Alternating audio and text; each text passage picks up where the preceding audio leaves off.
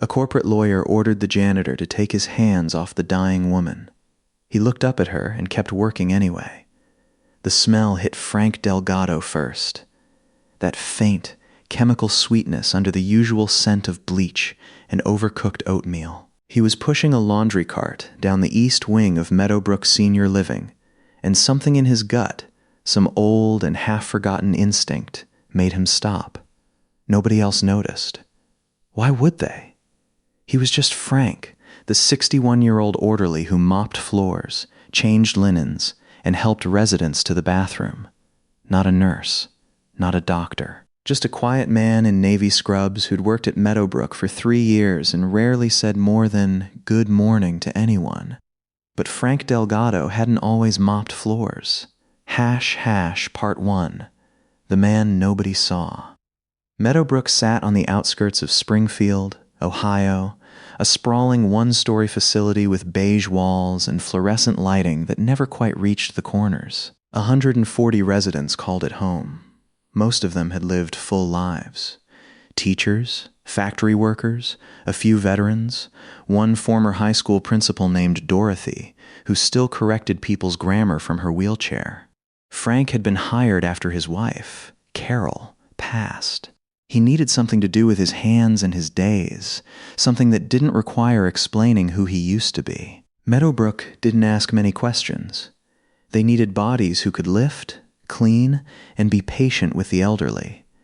Frank could do all three without breaking a sweat, though nobody thought to wonder why a 61-year-old man could carry a 200-pound resident from bed. If you enjoy stories of courage, justice, and redemption, subscribe to our channel.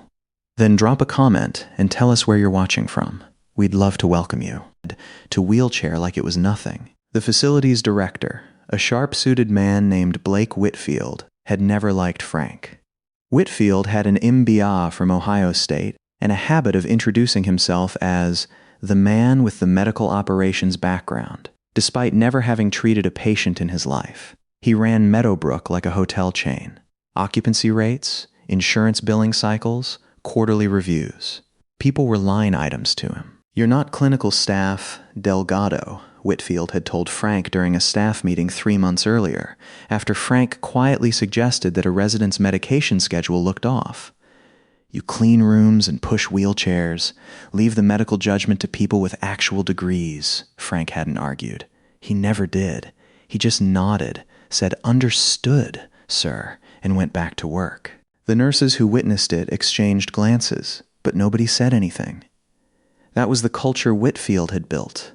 A hierarchy where credentials mattered more than instinct, where a laminated diploma outweighed 20 years of experience nobody knew about, what none of them knew. What Frank had buried along with his wedding ring in a box at the back of his closet was that Frank Delgado had once been one of the most respected combat medics in the United States Army Special Forces. A Green Beret with the 3rd Special Forces Group, he'd spent 18 years running trauma care in some of the worst places on Earth. Kandahar, Helmand, places that didn't make the news because nothing good ever came out of them. He'd stabilized gunshot wounds in the dark with a headlamp between his teeth. He'd performed field tracheotomies on soldiers who'd have died in the time it took a medevac to arrive.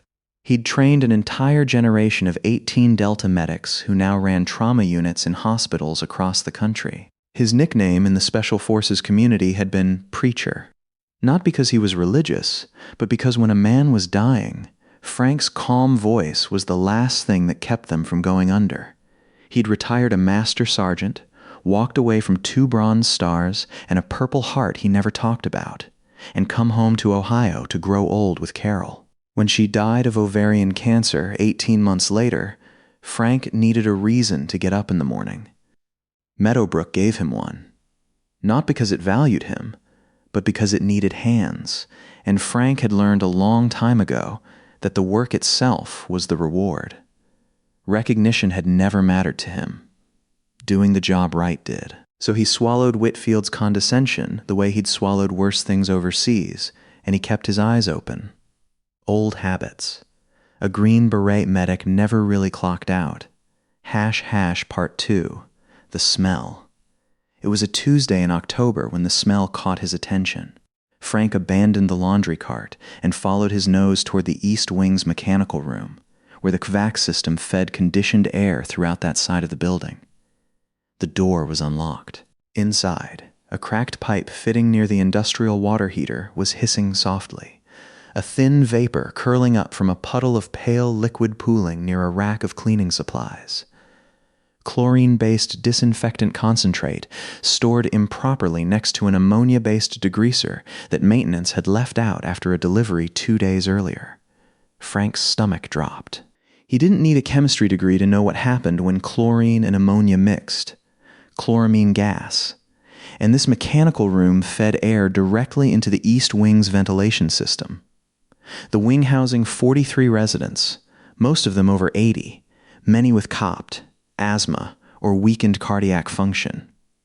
He didn't panic. Panic was a luxury for people who hadn't spent 2 decades training their nervous system to do the opposite.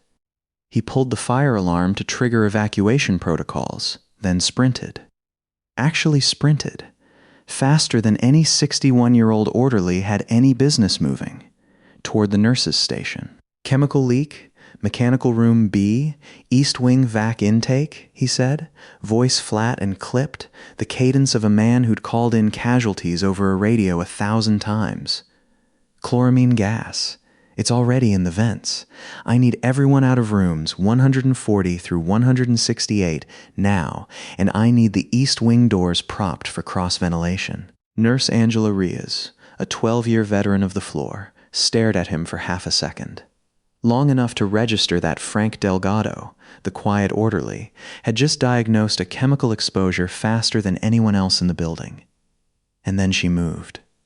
She hit the wing-wide announcement button and started barking room numbers. Within 90 seconds, chaos had a shape. Residents were coughing, some of them already disoriented, a few with visible respiratory distress. Wheezing, blue-tinged lips. One woman named Eleanor Voss gasping against her nebulizer, which was doing nothing against a gas that didn't care about asthma medication. Blake Whitfield came around the corner in his pressed shirt, phone already to his ear, calling corporate before he'd even assessed the situation. "What is happening?" he started. "Chloramine gas exposure, East Wing, evacuate now," Frank said, already moving past him with 2 aides in tow, directing residents toward the courtyard doors. "Sir, I need you to call 911 and tell them mass casualty chemical exposure, minimum 40 patients, request multiple ambulance units and a hazmat response. You don't give orders here, Delgado. Then you make the call, or I will, but somebody needs to make it in the next 10 seconds. Frank's voice hadn't risen. It didn't need to. There was something in it, a total, immovable certainty, that made Whitfield's mouth snap shut and his thumb find 911 without further argument. # Part 3. Triage. By the time the first EMS units arrived 11 minutes later, Frank had already done something that would define the rest of that day, and the rest of his quiet retirement. He'd organized triage, using nothing but bed sheets torn into color-coded strips. Red for critical, yellow for delayed, green for walking wounded. A system he'd run 100 times in far worse conditions. Frank had sorted 29 residents by severity across the courtyard lawn.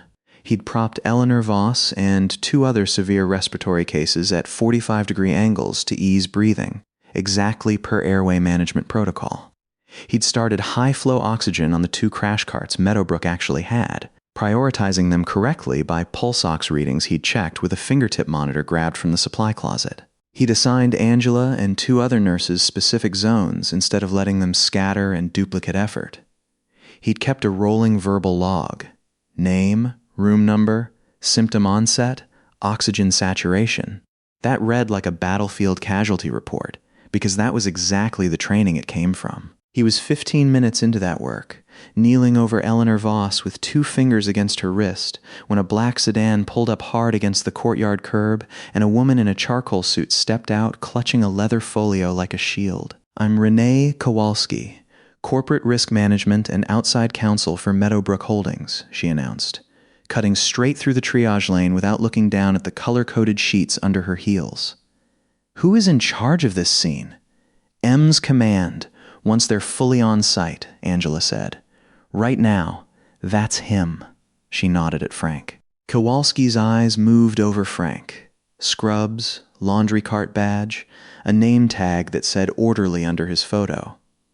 And something in her face hardened into the particular certainty of a lawyer who had already decided how this story was going to look in a deposition. You are not licensed clinical staff, she said to Frank. You are not authorized to administer oxygen, perform patient assessment, or direct medical response of any kind. I need you to step away from this resident immediately. Frank didn't stop checking Eleanor's pulse. She's got 6 critical patients on high flow right now, ma'am, and M's is still 4 minutes out on the last unit. If I step away, nobody else in this courtyard knows who's decompensating and who isn't. That is not my concern, and it is not yours. Kowalski's voice sharpened. If a resident dies while an unlicensed employee is administering unauthorized medical care, this facility's liability exposure triples. Corporate's position, my position, is that you cease all patient contact right now, on the record, or Meadowbrook will document that you acted entirely outside the scope of your job description against direct instruction. That protects the company. It does not protect you. Angela's head snapped up. Are you serious right now? He's the only reason there's a triage line at all. I'm not interested in a debate. Nursery is. Kowalski didn't even look at her. Musher, Delgado, stand down. That's a direct order from corporate. I will note the time. For the first time all day, Frank went still. Not frozen. Still the way he used to go, still in the seconds before a decision that couldn't be unmade. Eleanor Voss's pulse thinned under his fingers, fast and thready, her breath rattling in short pulls. Behind Kowalski, Blake Whitfield stood in the courtyard doorway, phone still in his hand, watching. He could have said something. One word. He's fine. Let him work. Would have ended it. He said nothing. He looked at the ground. Frank looked up at Kowalski, and when he spoke, his voice was the same voice he'd used calling in casualties under fire, calm in a way that made the words land harder. Ma'am, I understand you're trying to protect this company.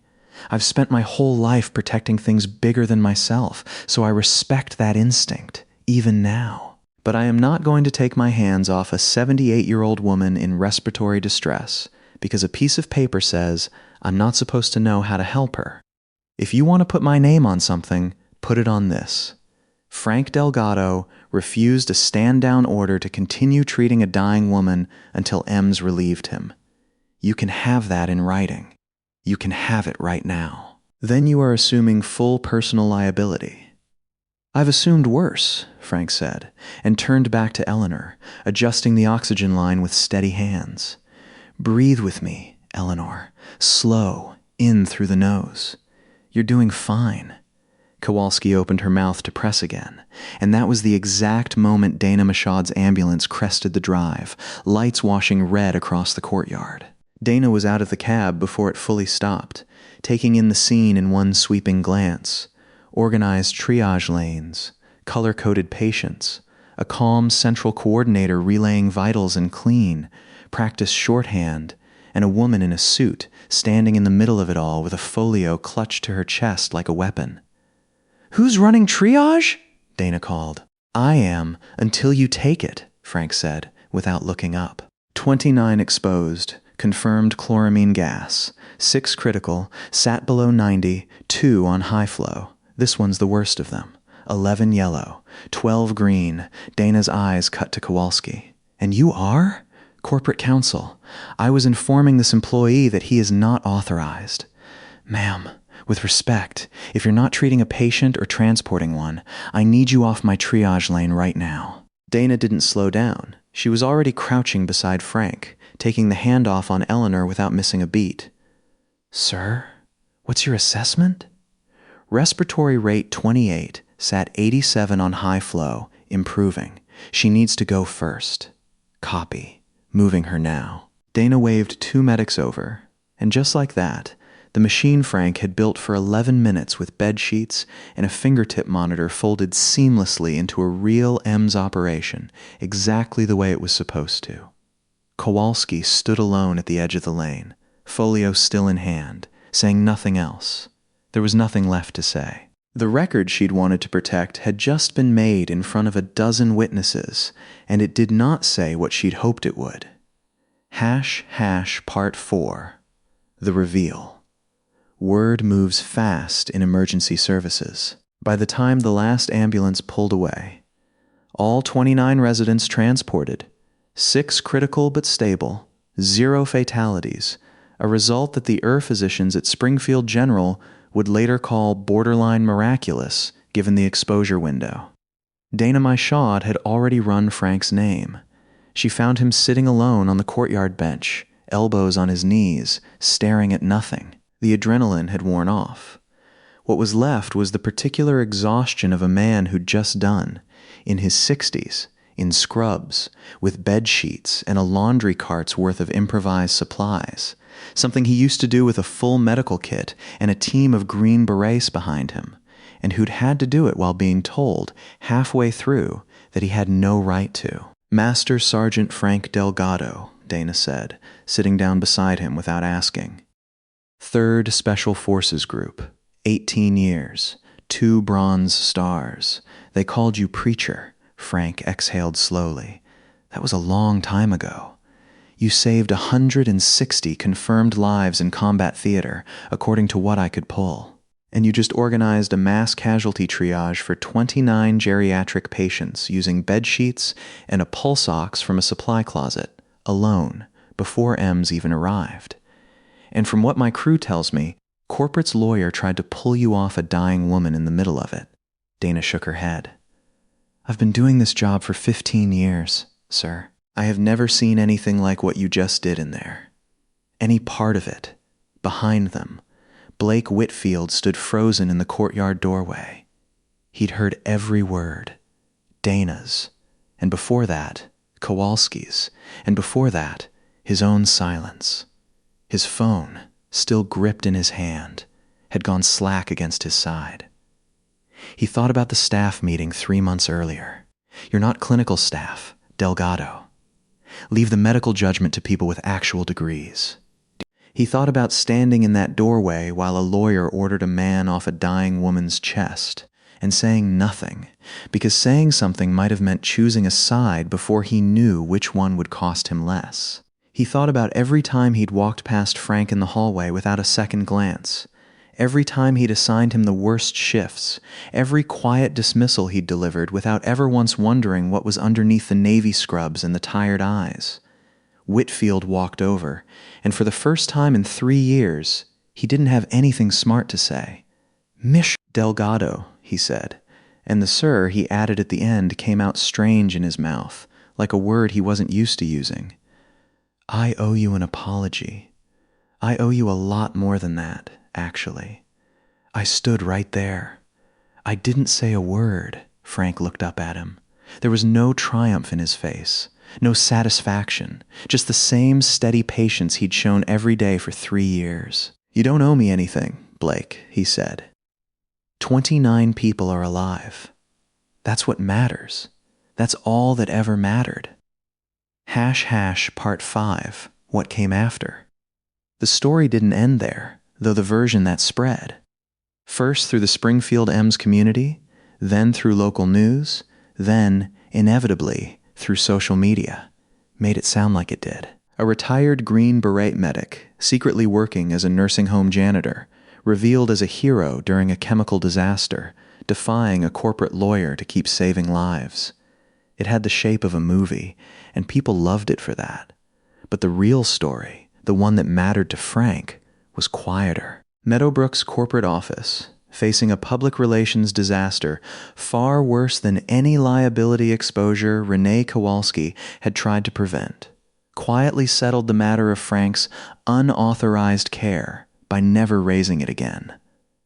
Kowalski herself did not return for the follow-up review. The incident report that eventually circulated internally credited Frank Delgado by name for preventing loss of life through decisive, protocol-consistent emergency response, language that a junior compliance officer had fought to include over the objection of the very department that had once tried to silence it. Springfield General's Chief of Emergency Medicine, Dr. Priya Nandan, drove out to Meadowbrook herself 2 days later, not for an interview, but to shake Frank's hand. "Your triage protocol," she told him, "the sequencing, the airway positioning, the oxygen prioritization. My residents study that exact methodology in textbooks. You didn't just save lives. You did it correctly, under pressure, with almost nothing, while somebody was standing over your shoulder telling you to stop. I've got second-year residents who couldn't do what you did with a fully stocked crash cart and no interruptions at all." She offered him a position on the spot, a paid role training EMS recruits and hospital staff in mass casualty triage. Frank turned it down twice before finally agreeing to something smaller, a monthly workshop, unpaid, teaching Springfield's EMTs and new nurses the same field triage principles that had kept 29 elderly residents breathing on an October courtyard lawn. Blake Whitfield didn't lose his job. Corporate wasn't in the business of firing the director who'd been standing there when a Green Beret legend saved the facility from a wrongful death lawsuit that would have buried them. But something in him changed. He sat in on Frank's first workshop, in the back row, saying nothing, taking notes like everyone else. 6 months later, Meadowbrook's staff review policy required every new hire's full background to be read, not skimmed, before assignment. And a second policy, quieter but just as firm, made clear that no employee treating a patient in an active emergency would ever again be ordered to stop by anyone without medical authority to make that call. Corporate credited both to an incident that changed how we think about who we underestimate. Eleanor Voss, the woman with the nebulizer, survived. She sent Frank a card every year on the anniversary, signed from the woman you talked through the worst 10 minutes of her life, and refused to leave, even when they told you to. Frank kept every one of them in the same box as Carol's wedding ring. Angela Riaz, who never forgot the 90 seconds where Frank Delgado stopped being background noise and became the calmest, most competent person in a burning building, and who never forgot watching him hold his ground against a corporate lawyer without raising his voice once, went back to nursing school 2 years later to become a trauma nurse. She told people it was because of what she'd seen that Tuesday.